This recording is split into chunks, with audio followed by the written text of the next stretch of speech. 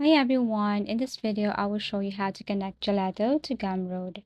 So Gelato does not natively support integration with Gumroad, unlike platforms such as Etsy or Shopify. However, you can still sell Gelato print-on-demand products via Gumroad by using manual fulfillment or third-party automation tools.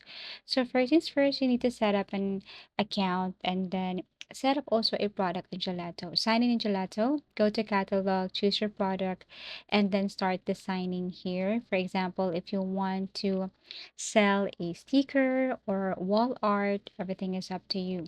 Now you can design this using Gelato tools, but you need to save this first as a draft or save design. Do not publish this one first.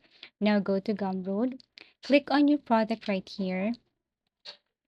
And then what you're going to do is you have to add the product, same as what you have added in Gelato.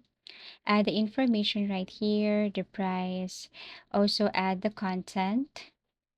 Now, here's the thing.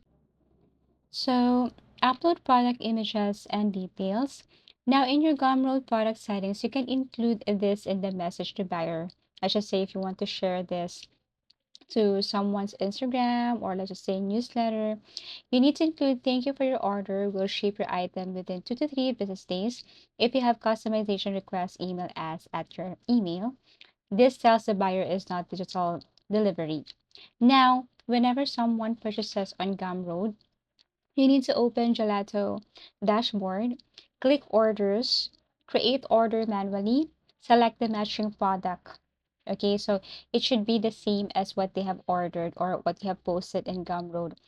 So if they order the wall art, that design, you should do that or create order manually using Gelato. So select the matching product and enter the buyer's shipping info, place the order, and let Gelato handle printing and also shipping. And that's how to connect Gelato to Gumroad. Thank you for watching and see you again in our next video tutorials.